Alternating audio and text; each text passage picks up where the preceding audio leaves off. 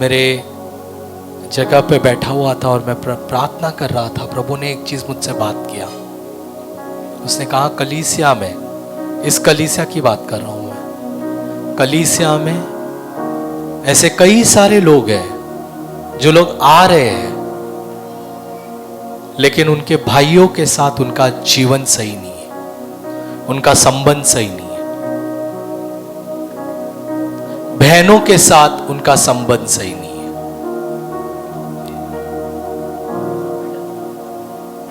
Hallelujah. मैं फिर कहता हूं, हम कलीसिया में आते हैं, हम हाथों को ऊंचा उठाते हैं, हम स्तुति, हम आराधना करते हैं, हम परमेश्वर के सामने प्रार्थना करते हैं, लेकिन जो आपके बगल में जो बैठा हुआ व्यक्ति है उसके साथ आपका झगड़ा है। वो कलीसिया में वो जो अगुवा है उसका तू चेहरा नहीं देखता है, वो जो बहन है उससे आप बात नहीं करते हो, एक कलीसिया में आते हो लेकिन बात नहीं करते हो, एक कलीसिया में आते हो लेकिन आप प्रेज द लॉर्ड सिर्फ मुंह से हो रहा है, दिल में वो नहीं है। मैं आपसे एक बात कहता हूं प्रियो, अगर इस प्रकार की स्थिति में आप हो तो आप स्वर्ग के लिए तैयार नहीं है, आप स्वर्ग राज नहीं जा सकते। अगर कल ही प्रभु या आज ही इसी क्षण अगर परमेश्वर आ गया तो मुझे बहुत अफसोस के साथ ये कहना पड़ेगा कि परमेश्वर आपको छोड़ देगा, आप परमेश्वर के साथ नहीं जा सकते हो। हमें क्षमा देना आना चाहिए और हमें क्षमा लेना आना चाहिए। हालेलुया। और इस उपवास में आप उपवास कर रहे हो लेकिन अभी भी उस बहन, उस भाई के खिलाफ आपके मन में काफी सारी चीजें हैं, आप उसे क्षमा नहीं कर पाते हो। लेकिन मैं आपसे कहना चाहता हूं, परमेश्वर आज चंगाई ले आएगा। हालेलुया। प्रभु आज चंगाई ले आएगा। देखो मत्ती का 5वां अध्याय वचन 23 और 24 हम पढ़ेंगे। मत्ती का 5वां अध्याय वचन 23 और 24। इसलिए यदि तुम वेदी पर अपनी भेंट चढ़ाने जा रहे हो और वहां तुम्हें यह याद आए, इसीलिए यदि तुम वेदी पर अपनी भेंट चढ़ाने जा रहे हो और वहां तुम्हें यह याद आए कि तुम्हारे भाई के मन में तुम्हारे प्रति विरोध है। उसके बाद क्या लिखता है? अपनी भेंट वेदी के पास ही, अपनी भेंट वेदी के पास ही छोड़ दो और जाकर सबसे पहले अपने भाई से, सबसे पहले क्या लिखता है? सबसे पहले क्या करना? क्या पढ़ो सिस्टर। अपने भाई से मेल मिलाप करना और तब लौट कर अपनी भेंट चढ़ाओ।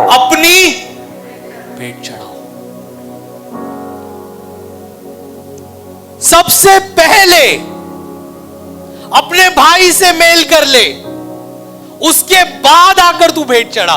आज हम कलीसिया में आते हैं, रात को झगड़ा हुआ, मेल मिलाप नहीं किया है, कुछ संडे के दिन हुआ, कुछ 4 हफ्ते पहले, कुछ महीने, कुछ साल पहले हुआ, कुछ का कई साल पहले कुछ हुआ है, आज भी आ रहे हैं लेकिन मेल मिलाप नहीं है।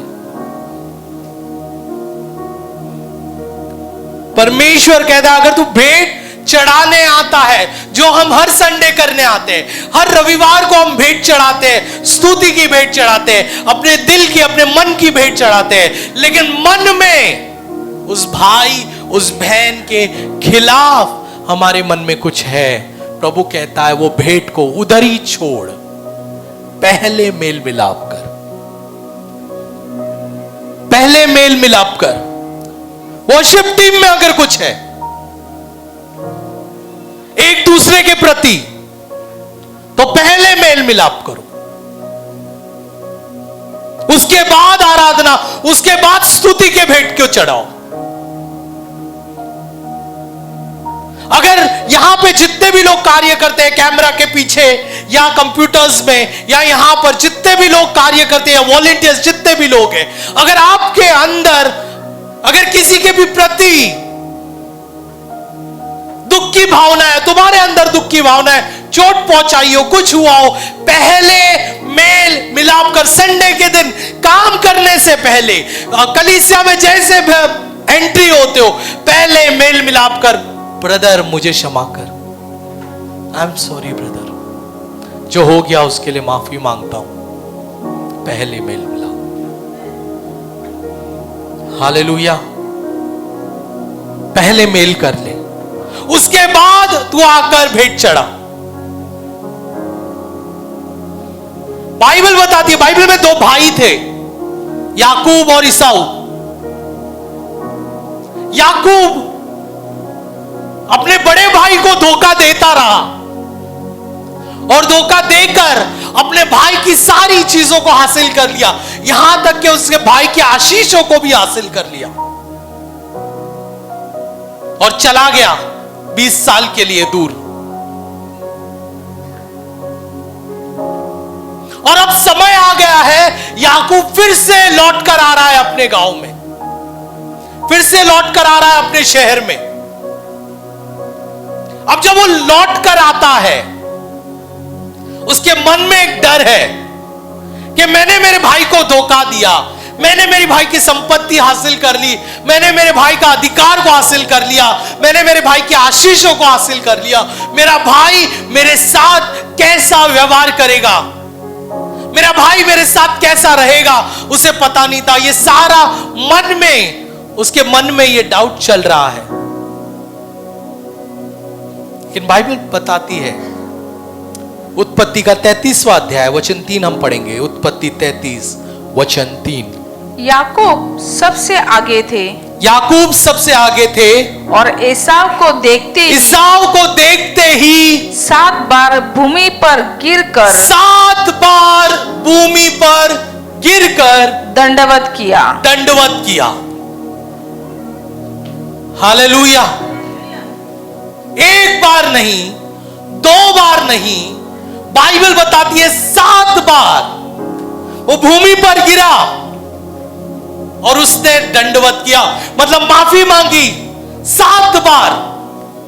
और प्रियो पता है, 7 जो है वो संपूर्णता का अंक है। 7 जो ये बताती है कि मैं संपूर्णता से तैयार हूं, मुझे माफ कर दे। आज कलीसिया में माफी मांगते लोग, मैं नहीं कह रहा नहीं कि माफी नहीं मांगते, लेकिन माफी मांगने के बाद भी आपके मन में, आपके दिल में अभी भी उस भाई, उस बहन के प्रति कुछ गलत चीजें चल रही है। अगर वैसा है तो माफी किस बात की? प्रभु कहता है, मैं जब माफ करता हूं तो उत्तर से दक्षिण उतना दूर तक तेरी गलतियां चली जाती है। हालेलुया। तो जब प्रभु हमें उस प्रकार से माफ करता है, तो तू क्यों नहीं माफ कर पा रहा है? हालेलुया। ब्रदर, आपको नहीं पता उसने मेरे साथ क्या किया। ब्रदर, आपको नहीं मालूम उसने मुझे क्या कहा। पास्टर, आपको नहीं मालूम उसने मेरे जीवन में कितना बड़ा गलत प्रभाव डाला है। मैं उसको माफ कर ही नहीं सकता, मैं उसको कभी भी माफ कर ही नहीं सकता। प्रियो, ईसाऊ भी हो सकता यही सोच रहा होगा कि मैं कभी भी याकूब को माफ नहीं करूंगा। मेरा अधिकार लेकर चला गया वो, मेरे आशीष को लेकर चला गया वो, सारी चीजों को लेकर चला गया। मैं कभी भी याकूब को माफ नहीं करूंगा। लेकिन एक बात जो याकूब ने की, वो बात आपको समझना है। भाई को मिलने से पहले वो परमेश्वर को मिला। हालेलुया। और जब आप प्रभु से मिलते हो ना, आप माफ कर सकते हो और माफी ले सकते हो। हालेलुया। जब तक वो प्रभु से मिला नहीं, उसके अंदर हो सकता है ईगो और बहुत सारा चीजें भरा हुआ होगा, लेकिन जैसे वो परमेश्वर से मिला 7 बार उसने घुटने को टेकने को शुरुआत किया। हालेलुया। कितनी बार? 7 बार। 7 बार वो झुक गया। प्रियो, माफी है ना सबसे मुश्किल काम है, बहुत मुश्किल है। मुंह से हम बोलते हैं ब्रदर मैंने आपको माफ किया, लेकिन उसी ब्रदर के बारे में हम दिन भर गलत सोचते हैं। बहन, आप मेरी प्रिय बहन हो, आप मेरी बहुत अच्छी बहन हो, आपके बिना मैं रह नहीं सकती, ये सारी चीजें हम कहते हैं। लेकिन उसी बहन के बारे में हम दूसरों को कहते हैं इस बहन ने मेरे साथ ऐसा किया, इस बहन ने मेरे साथ ऐसा किया। प्रिय, पता है आपको, जब यीशु मसीह ने अपने चेलों को प्रार्थना करने को सिखाया, हालेलुया, जब यीशु मसीह ने अपने चेलों को प्रार्थना करने को सिखाया, मत्ती का 6 अध्याय वचन 12 में उसने एक वाक्य कहा। क्या कहा उसने? उसने कहा आप हमारे अपराधों को क्षमा कीजिए, क्षमा कीजिए जैसे हमने उन्हें क्षमा किया है जिन्होंने हमारे विरुद्ध अपराध किए। मतलब आपकी क्षमा डायरेक्ट लिंक है आपकी क्षमा से। मैं फिर कहता हूं, परमेश्वर से जो आप क्षमा प्राप्ति करेंगे वो लिंक्ड है कि आप किस प्रकार का क्षमा देते हैं या किस प्रकार का आप क्षमा करते हैं। इसलिए मैंने शुरुआत में आपसे कहा, अगर आपके अंदर भाई या बहन के खिलाफ कुछ भी है, आप स्वर्ग के लिए तैयार हो ही नहीं सकते। प्रभु आपको लेकर नहीं जाएगा, क्योंकि जैसा आपने व्यवहार, जैसा आपने स्थिति उस भाई उस बहन के साथ की है, प्रभु वैसा ही आपके साथ करेगा। पता है, चेलों को यह बात समझ में नहीं आई, इसलिए उसने 14 और 15 में इस बात का ठीक रीति से वर्णन किया। 14 पढ़िए, 14 में देखो क्या लिखा है। यदि तुम दूसरों को उनके अपराधों के लिए, कोई भी एक्सप्लेनेशन नहीं है, लेकिन इस बात का एक्सप्लेनेशन क्लियर है। पूरी बड़ी प्रार्थना प्रभु ने सिखाई, आज की रोटी हमें दे, हमें परीक्षा में ना डाल, ये सारी प्रार्थना सिखाई। लेकिन इन सभी प्रार्थनाओं में जो 12 वाक्यों में लिखा गया है, 12 वचन में, कि अपने अपराधियों को क्षमा कर, उसका क्लियर वर्णन परमेश्वर ने दिया है। शिवम, आप उठो उधर से, इधर बैठो आगे।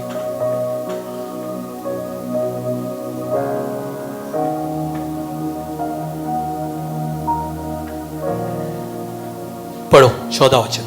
यदि तुम दूसरों को उनके अपराधों के लिए क्षमा करते हो तो तुम्हारा स्वर्गीय पिता भी तुम्हें क्षमा करेंगे। फिर एक बार पढ़ना, यदि तुम दूसरों को उनके अपराधों के लिए क्षमा करते हो तो तुम्हारे स्वर्गीय पिता तुम्हें क्षमा करेंगे। फिर क्या लिखा है? किंतु यदि तुम दूसरों के अपराध क्षमा नहीं करते तो तुम्हारे स्वर्गीय पिता भी तुम्हारे अपराध क्षमा नहीं करेंगे। क्लियर है? आप पहली बार जब प्रभु में आते हैं, आप क्षमा मांगते हैं, परमेश्वर आपको क्षमा करता है। उसके बाद आपकी जो क्षमा है उसके बाद जो आपको क्षमा, आपके अपराधों को क्षमा देने की बातें हैं, वो उस पर निर्भर होती है कि आपने आपके भाई, आपके बहनों को कैसे क्षमा किया।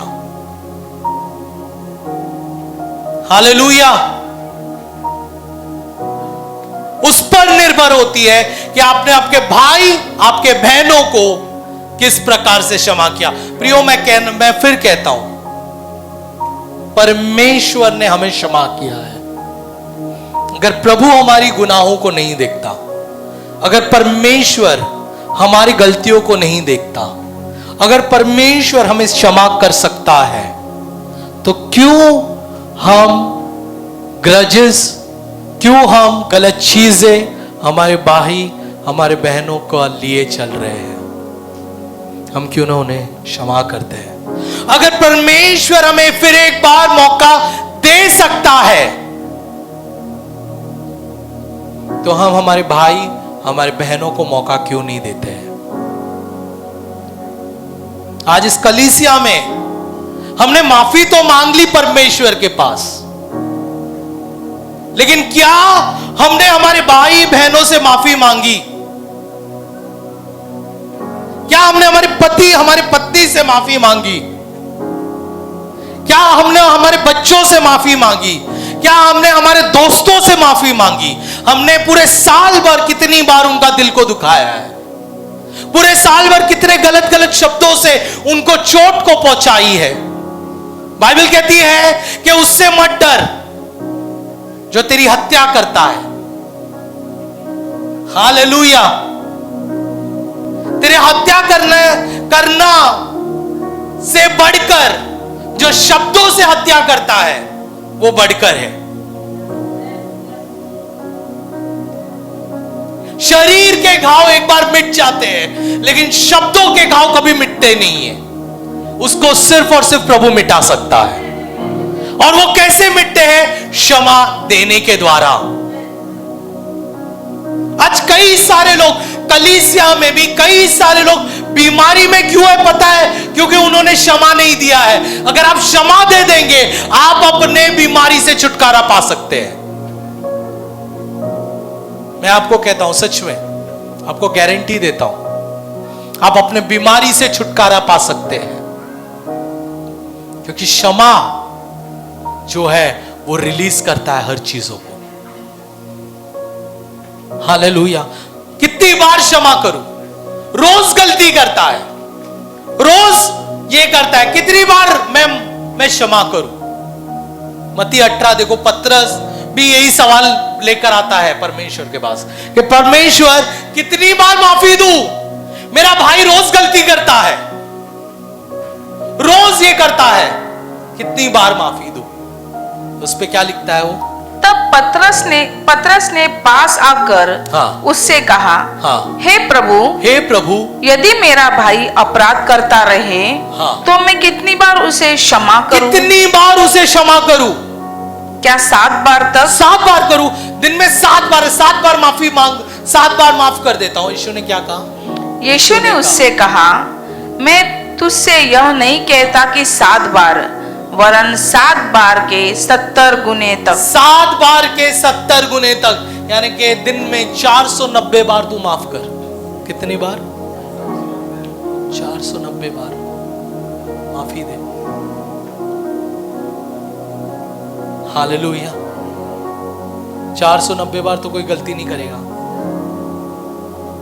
लेकिन तू माफ कर। प्रियो, ये कलीसिया को जरूरी है एक दूसरे को माफी देना। हमने परमेश्वर के पास माफी मांगी, लेकिन कलीसिया को एक दूसरे से माफी देना और लेना जरूरी है। आपको माफ करना पड़ेगा और आपको माफी मांगना पड़ेगा। कुछ को लगता है कि वो कभी गलती नहीं करते हैं। अगर आपको यह लगता है तो आप सबसे बड़े प्रॉब्लम में हैं। हालेलुया। तो आपको माफी मांगना पड़ेगा। माफी मांगने से आप छोटे नहीं बनने वाले, बल्कि प्रभु आपको ऊंचा उठाएगा। हालेलुया। याकूब ने जब माफी मांगी वो छोटा नहीं हुआ, उसका नाम इतिहास में दर्ज हो गया। हम जब माफी मांगेंगे ना हमारे भाई से, हमारे बहन से, आप आपके लिए आशीष के दरवाजे को खोल रहे हो, आप आपके लिए चंगाई के दरवाजे को खोल रहे हो। बोले ब्रदर लेकिन मैं क्यों माफी मांगू, मैंने तो कुछ नहीं किया। चलेगा, तूने कुछ नहीं किया, नम्र हो जा, तू माफी मांग। तेरे माफी मांगने से उसके जीवन में और तेरे जीवन में कार्य होगा। हालेलुया। तू स्वर्ग के लिए तैयार किया जाएगा, तू स्वर्ग के लिए उत्तम बनाया जाएगा। हालेलुया। प्रभु हमें हमसे चाहता है कि हम ना आगे बढ़कर माफी को मांगे, और प्रभु चाहता है कि हम माफ करें, और वो भी ऊपर ऊपर का माफ नहीं, संपूर्णता से माफ, पूरा रीति से, पूरा रीति से। और वो पूरा रीति उस प्रकार का होने दो जिस प्रकार से परमेश्वर ने हमें माफ किया। पता है एक बात, कुछ लोग माफ करने के बाद, अब मैं एक उदाहरण देता हूं आपको। समझो मैंने हमारे भाई सौरभ को एक घड़ी गिफ्ट की, और मैंने उससे कहा कि ये लो तुम्हारा घड़ी, तुम ले लो करके। और गिफ्ट करने के बाद जब भी सौरभ यहां पर काम कर रहा है या कहीं पर भी है, मैं जाता हूं, बोलता हूं सौरभ कैसा है घड़ी, अच्छा लग रहा है तेरे हाथ में, मैंने गिफ्ट किया ना तुझे। उसके बाद वापस से कहीं और जा रहा है, उधर भी बोल रहा हूं सौरभ अच्छा लग रहा है घड़ी, मैंने गिफ्ट किया ना तुझे। एक समय आएगा जब सौरभ बोलेगा आपकी घड़ी आप रख लो, नहीं चाहिए मुझे, क्योंकि हर जगह पे तू मुझे यही कर रहा है। पता है हम लोग भी यही करते हैं, माफी दे देते, लेकिन उस बात की, उस घटना की हर जगह पे प्रचार करते फिरते। हालेलुया। अगर प्रभु ने तेरा प्रचार नहीं किया है तो तेरा कोई हक नहीं बनता तू किसकी गलती के बारे में प्रचार करे। हालेलुया। हमें संपूर्ण माफी देना है, एक दूसरे से बोलो संपूर्ण माफी देना है। एक बार माफ किया ना, उसके बाद याद मत कर उसको, याद मत कर, बोल याद मत कर।